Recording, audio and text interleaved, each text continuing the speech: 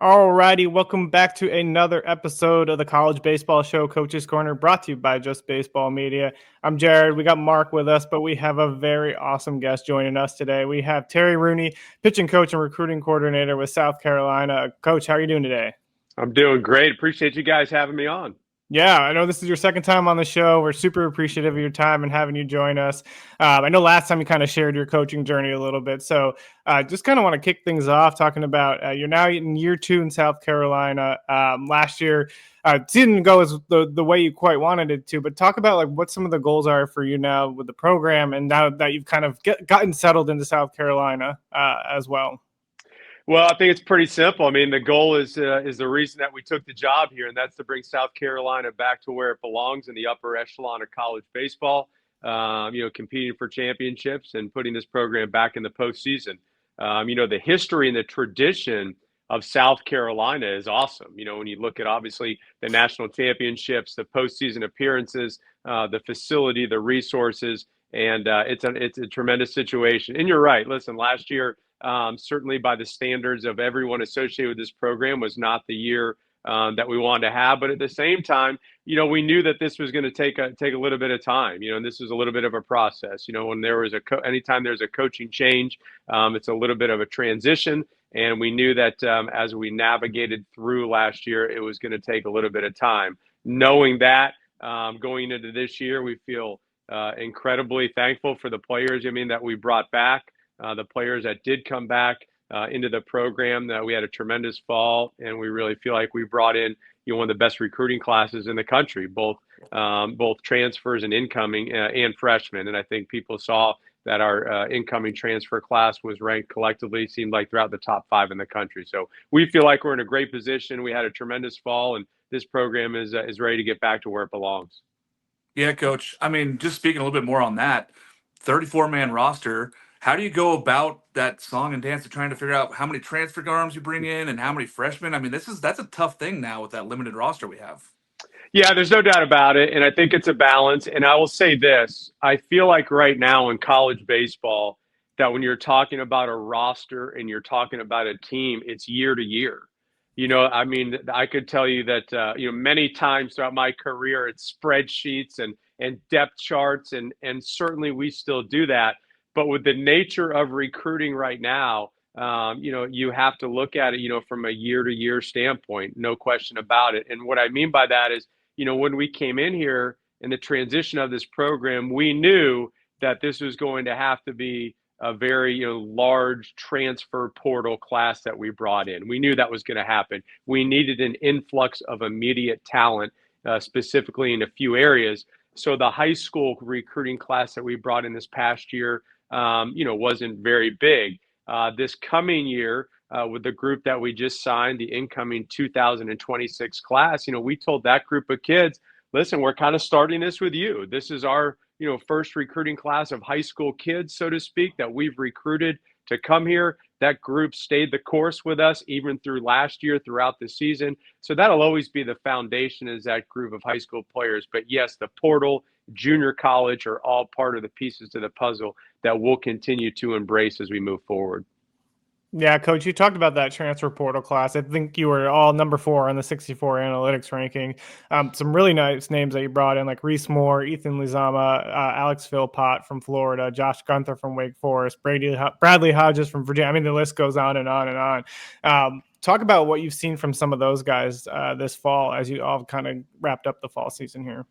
Got me excited just thinking about those names right there, man. Yeah, it's it. No, you're right. It was a great class, and I will tell you, obviously, as anybody that knows, with the portal, it's a lot of work and it takes a lot of different people to go through that. But it was something that when we put together this class, I feel like we had a great plan of what we needed to do in dealing with everybody out there. And I feel like, when you look at it, we needed some impacts. And there's certainly, those guys that you mentioned are all going to play a significant role with us. There's no doubt about it. We've got several guys of those transfers that you named, who are competing right now for, starting road guys in our starting rotation. It's early, so we don't know. But you're right. Alex Philpott, had a tremendous fall, transfer from the University of Florida. Brad Hodges, again, another proven starter in the ACC, coming to us from the University of Virginia. Amp Phillips, is another one that transferred to us from UC Upstate, is a guy that's certainly battling for one of those jobs. Josh Gunther, who was one of the best relievers in the ACC last year, is another guy, transfer that had a really good fall for us. Alex Valentin, another one, left-handed pitcher out of Texas State. So there's a lot of guys kind of in that mix, so to speak, on the mound that we feel like are going to make immediate impacts. And the same thing, from a position player standpoint. Just to mention some of them, specifically in the outfield, Lazama from Western Kentucky, Luke Uhas is a guy from Louisiana Lafayette. Those are guys that, from a power standpoint, we feel like have a chance to come in and make immediate impact. And, Reese Moore was banged up a little bit through the fall from an injury standpoint, but he'll be 100% healthy, when he gets back here on there. So, when we were really identifying our needs, it's interesting, you brought up those names. When we're identifying our needs, it's very, in a simplistic way, we looked at it that we needed to do two things. We needed to get power arms and power bats. Very simple. We had to get a little bit of everything, like Tyler Bach is a left-handed hitting center fielder that will play for us from Wofford, transfer from Wofford. But, we felt like that was one of the things that we had to address, the number one need. And listen, when you're in the SEC and really in professional baseball, it's what the game has turned into. And there was even times last year that we might out-hit a couple of teams in our league, but we'd lose by 4 or 5 because we were just, you give up a double, you give up a home run. And so we felt like we needed to get some physicality. We needed to get some guys that have the ability to hit for extra base hits. We feel like we've done that. And we felt like on the mound, we had to get some, quote, stuff, so to speak, some power type stuff that will allow us to finish games, allow us to get some strikeouts. And we feel like we've done that. Yeah, Coach, as the recruiting coordinator, you look at this, most teams have built, 16 position players, 18 arms. Do you guys put a premium on any of these two-way players because maybe they help you out in a little bit of both ways? Especially with these long seasons, 56 games is a lot to cover with 18 arms only. If you could absolutely, if you can get a two-way player, it's to the benefit of everybody. There's no doubt about it. I think anybody will tell you it's a hard thing to do. We've certainly had guys throughout our career. Coach Mainieri's had several of them, that have been able to do it. So you try to place a premium on that. But it is a hard thing to do. And from that standpoint, right now, we don't have a lot of guys on our current roster who can do it, but you're always certainly looking for that. Coach, I wanted to talk about two from the transfer portal class that we didn't touch on. You talked a little bit about having kind of a smaller freshman class, but you actually brought in two guys who were on some of we do MLB draft stuff, and they were on our top prep list for one of the previous drafts. But in Bryce Navarre from Texas and then Eric Parker from Georgia, both came in. Both were younger guys that were highly touted out of high school. Talk about a little bit about those guys and kind of what they bring to the program. Yeah, absolutely. Eric Parker, tremendous fall for us. He was, I believe, a 15th round draft pick out of high school and, transferred from the University of Georgia. The skill set is there. The tools are all there. Unbelievable. He's got the skill set, the tool sets you alluded to regarding the draft is all there. He's got a personality that's infectious. People love him, the way he plays the game with a certain level of energy. He's certainly somebody that we believe is going to come in and make an immediate impact somewhere. He's got a chance to play a bunch of different positions for us, to be quite honest. And I'm not sure where that's going to be. We've got some returning guys, on the infield right now. KJ Scobie, who was a Team USA invite last summer as a sophomore. He's also somebody competing for the shortstop job. But Eric Parker absolutely is a guy that we feel like is going to do great things for us and has got a bright future for that end. Bryce Navarre, same thing. You're right. I saw Bryce at the area code games, left-handed pitcher from the state of Texas, was at Texas last year. Had a good fall for us. Battled a few kind of minor injuries, this past summer. He pitched this past summer in Santa Barbara for the Foresters on a limited basis. So he was behind a little bit this fall, but he is 100% healthy, ready to go. Bryce Navarre, one of the great things he has is a breaking ball. You look at it, he can spin it as good as most people. And I think when you talk about Bryce, coming out of high school, that was one of the things. He always won. He was always a competitor. He always had that breaking ball that he could throw with his eyes closed. So for him, it's about getting some consistency. And I think what you see is this. At a lot of places, those were two examples of guys that, that came from really good programs for sure. And I think when you get teams that are older, which most people are older right now, particularly in the SEC, it's not so much about their ability level. Sometimes there's just opportunity. And those guys have great, have great skill sets and great futures. And I think a year being older, their opportunity will be greater here. Yeah, that makes a lot of sense, Coach. You spoke a little bit about the older teams here, so let's talk a little bit about leadership, right? Mm-hmm. So good teams, they have great players, but great teams have this leadership that carries year to year and kind of builds that culture. I know year 2 now. What have you guys done to kind of build that leadership up and say, this is how we're going to compete and this is how we're going to make the transition, make South Carolina baseball back at the national level? Great question. And well, I think a couple of things. One is this, everybody basically look at it this way. I've told the players, if you're a returning player on this team, you're back because we wanted you back and you wanted to come back. So when you're building a team, you're building a culture, and we're trying to get this baseball program back to where it's been.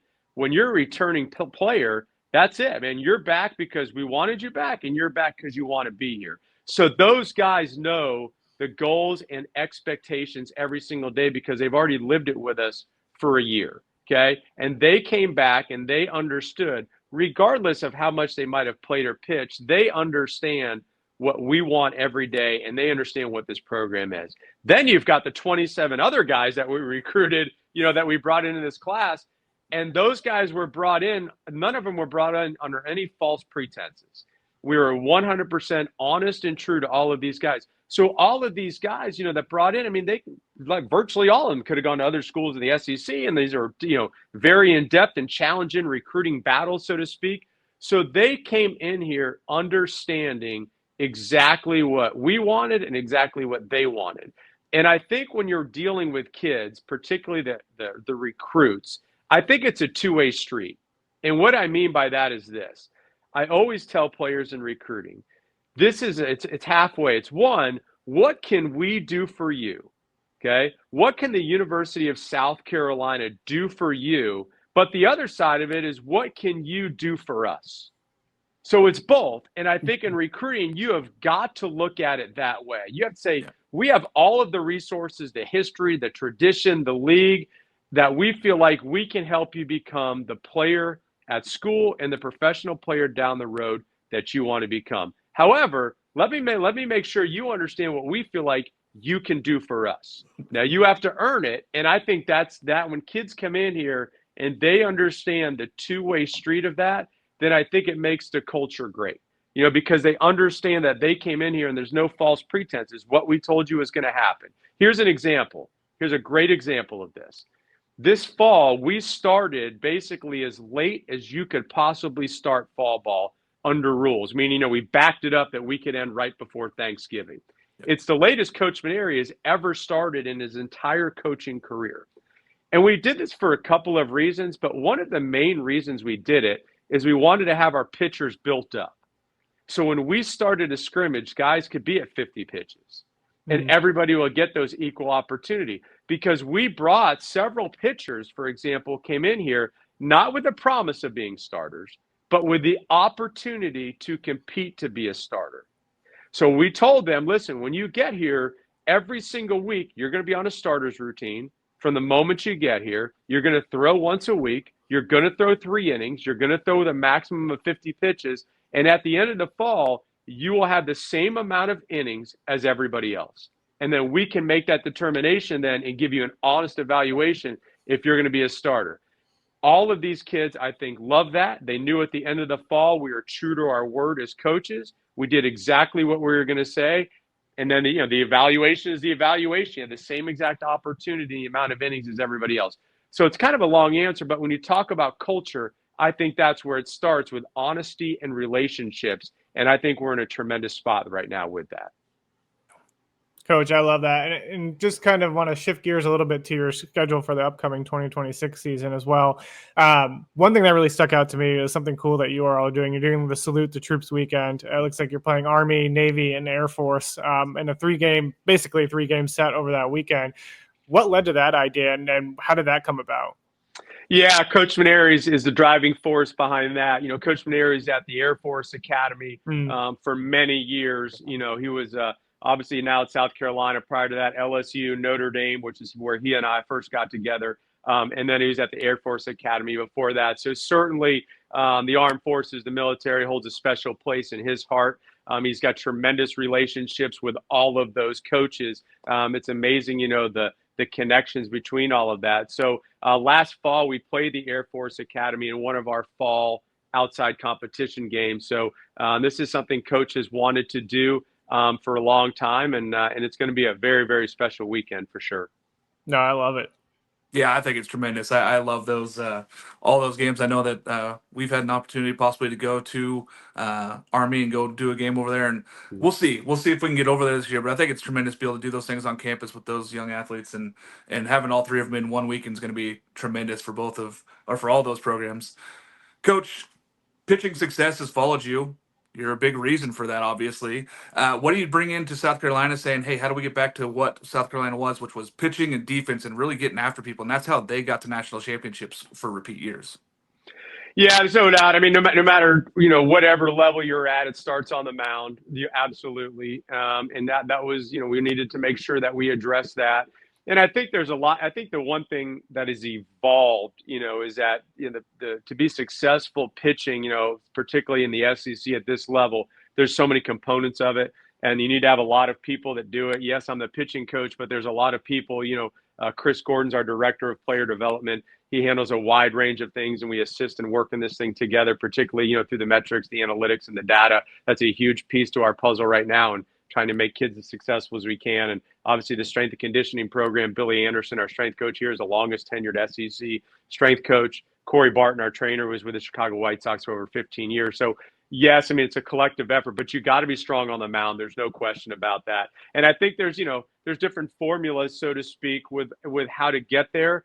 One thing for us that we're trying to do is that, obviously it can evolve each weekend, but we want to have starting pitchers that go deep into games. And I think that starts with fastball command. That's been a premium of what something that we've placed on an emphasis throughout this entire fall. But I think you need to have the depth. I think you need to have different looks, but I certainly think you need to have power arms. And I know I've alluded that to it too. And that is something that we have absolutely improved. It doesn't mean by throwing hard that is the absolute answer, but you can certainly get away with a lot more. And the example is this, and anybody in our league will tell you this: when you're on Friday night or Saturday night in the SEC, there is not going to be many, quote, freebies.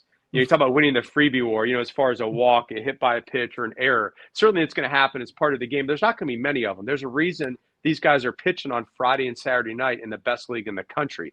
So you have to understand it is 120 pitches on each side, and every single pitch matters. So the reason the power piece, so to speak, is important is to have the ability to strike out guys. And then on the other side of it is that knowing it's hard to string together 3 or 4 singles in a row.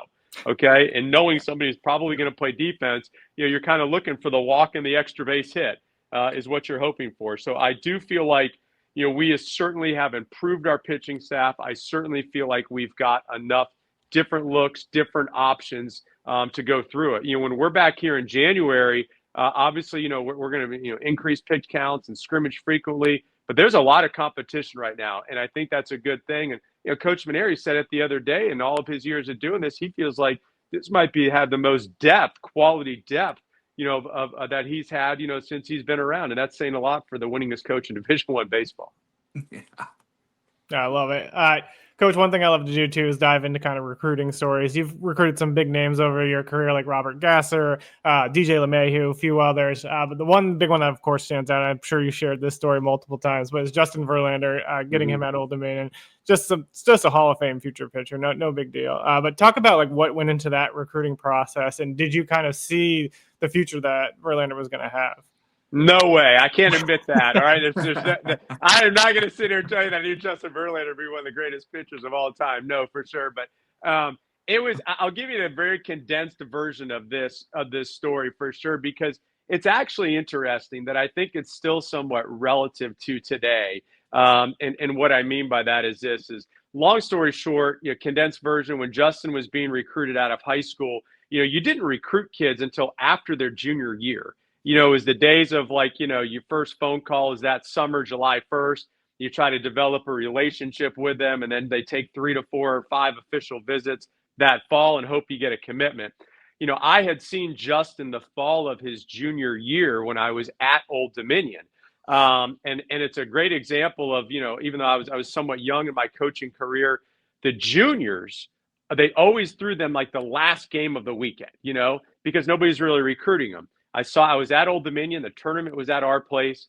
It was Sunday afternoon. He was the last game. I see this tall, skinny guy kind of jog into the mound. And, it was like 86, 89. He's a junior. So I circled the name, sent him a letter. That's it. A couple of weeks later, I go to the University of Richmond. Same exact thing. I stayed, but again, it was kind of as a young coach, all the other coaches had left, but I stayed. I stayed to the very end. I'd always learned that in my career, be the first guy there, last guy to leave. Next thing you know, here you go. Verlander comes out, 86, 89, 87, 89, looks good. I was like, wow, this guy. We get to the spring. Spring comes around. I'm going to try to see a high school game. Everything is rained out. Obviously Old Dominion's in Norfolk, Virginia Beach, Norfolk, South Jersey, Northern Virginia. They're all rained out. All the seniors I want to see. I'm like, you know what? I'm going to find out if Verlander is playing right outside of Richmond. He's from Goochland, Virginia. I call the coach. He says, we're playing. He says, Terry, this guy's only a junior. I say, Coach, I know. Listen, there's nothing going on. So I go to come see him play. Go out there. It's like the middle of April.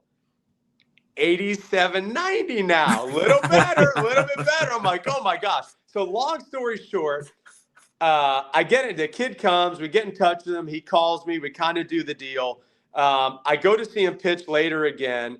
Kid comes, takes the visit, does the whole unofficially, does all of these different things. So here we go. So we've kind of developed a relationship. I said, okay, there's a thing in Virginia called the Commonwealth Games, right? That's when all the best players in the state of Virginia go. Well, I know this. If his guy goes to the Commonwealth Games and he's not committed, we have zero chance of getting this kid because everybody on the East Coast is going to see this guy. You follow me? Yeah. So I'm like, okay, here we go. So everybody on the East Coast is following this guy, okay? So all of a sudden I said, listen, okay, Justin, on July 1st, when we can, for the first time, I can call you. We're working through this. Will you call me? And I says, when we talk, I want to see if we can get a commitment. Long story short, guy comes around. We talk on July 1st. The guy's committed. Commits to us before the Commonwealth Games. Guy gets to the Commonwealth Games. The rest is history, So I didn't know, I had no idea, at that time that Justin was going to be who he was. But what I did know was this, okay? I knew that he was a tall, projectable arm that was going to throw hard, tremendous family, tremendous kid, was successful, was a winner, was an athlete. And I knew even in recruiting at that time that for us to get the guy, we were going to have to do a little bit of something different and be a little bit more proactive. And so we did a little bit something different, a little bit more proactive, and we were able to get him. I love it. Yeah. Mark, you want to kick off the fun questions, or you got more on your end? The only thing I had left was that, being with Mainieri, all-time winningest coach, great guy. I mean, I've seen him coach in several games here across the country, and especially the biggest one for me was up in Eugene when they won that regional at LSU. But what is it like? What do you take from Coach, getting to work with him all these years and getting the opportunity to coach with him? Is there things you take from his game and put it into your coaching ability? Yeah, there's no doubt. I mean, listen, first of all, I certainly – without Coach Mainieri, for sure. He is an enormous part of, my entire career. We first started together, at Notre Dame, and then I was very fortunate to go to LSU. So now I'm with him for the third time. So it's not many people say you can have three different stops with the same person, but he's been a tremendous influence on my life, a tremendous influence on my career. To say that what I've learned from him has impacted me would be an understatement. The one thing with Coach Mainieri, you see he's, certainly the leader in wins right now in college baseball, a Hall of Fame coach. But what you see from him is not just the baseball. I've said it often, there's a difference between running a team and running a program.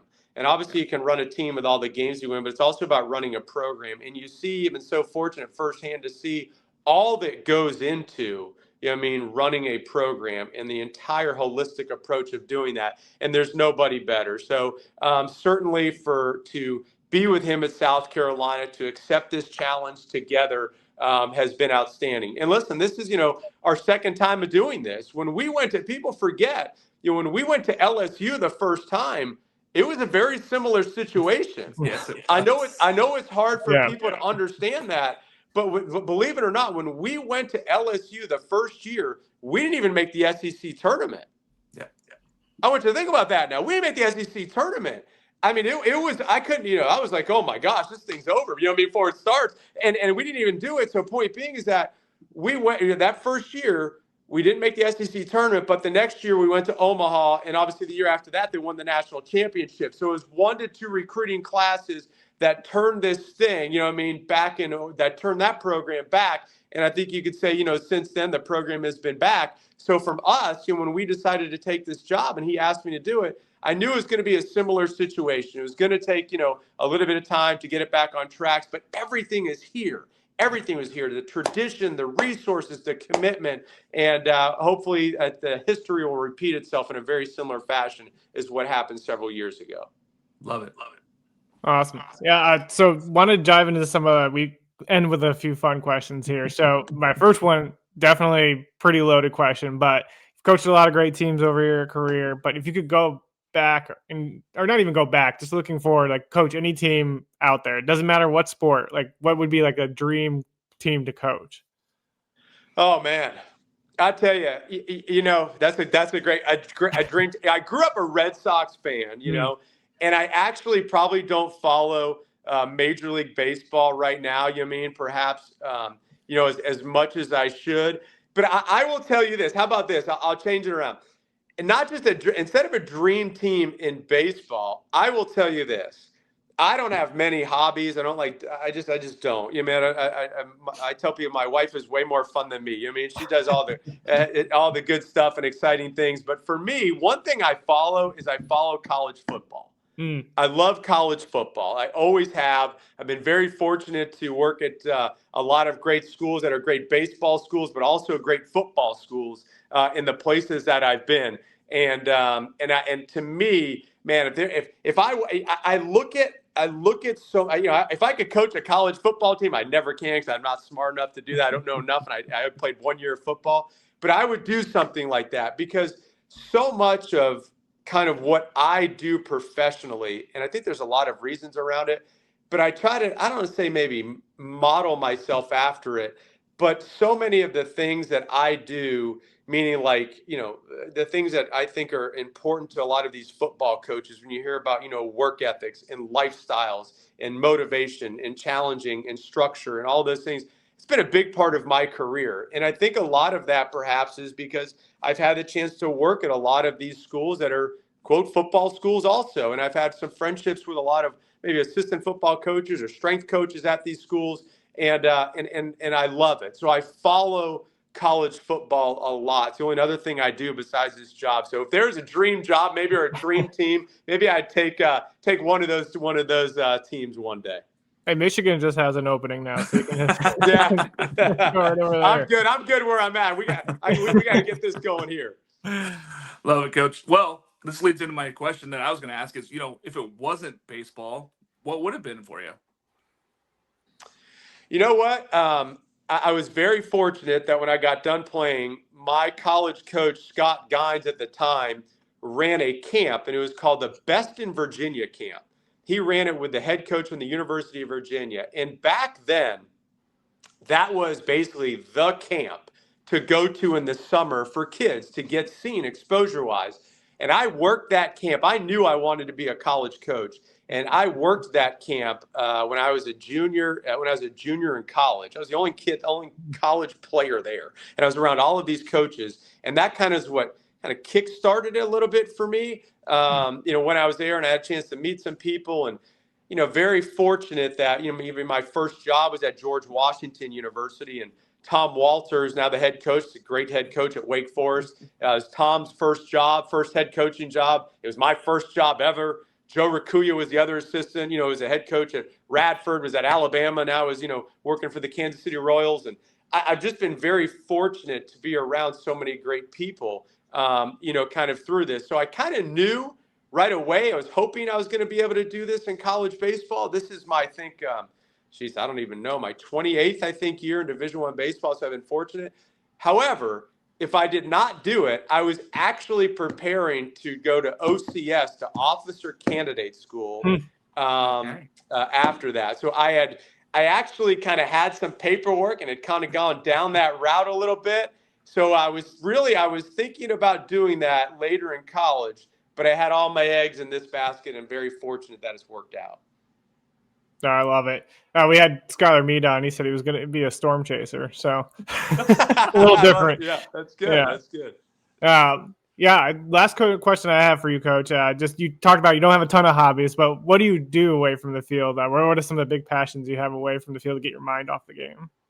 Yeah, I think the biggest thing is, like anybody, spending time with our family. It's I have my wife, and I have an 11-year-old daughter. We call it our party of three. So it's just us, and my daughter is, obviously we've moved a few times throughout her life, and just to have her around this in these environments in college towns. We love Columbia, so I think really is spending as much time with them as I possibly can is really what I do. And hopefully at some point throughout the year there's a beach mixed into that. You know what I mean? I'm definitely I do enjoy the beach. I think it's the one place I can go and kind of sit down and put myself in a relaxing position standpoint. Happens a little bit in the winter, but if I do have whenever I do have free time, it's literally, hey, I'm here trying to do the best I can to help this baseball program at South Carolina get back to where we were. And if I'm not here, I'm usually, I'm with my family and my daughter and my wife.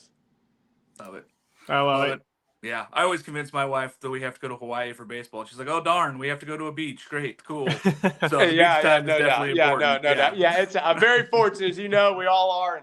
And my wife is incredible, and with all the moves that we've had and all the transitions has been there, and my daughter the same thing. My daughter plays all the sports, is way more athletic. Their athleticism comes from her mom, thank goodness.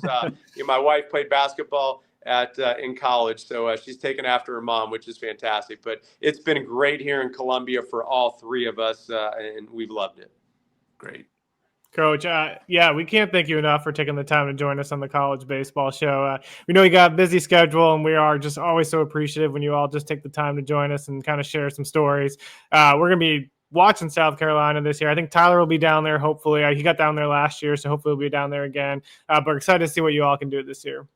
Well, we appreciate that, and I can say on behalf of all of us, we appreciate all that you guys do for college baseball. It's an exciting time right now for the sport, isn't it? As much as it's grown and where it is and the popularity and the viewership and what you guys are doing is awesome, for the game, and we really appreciate it, and I appreciate you having me on. Yeah, thanks, Coach. Thank you, guys.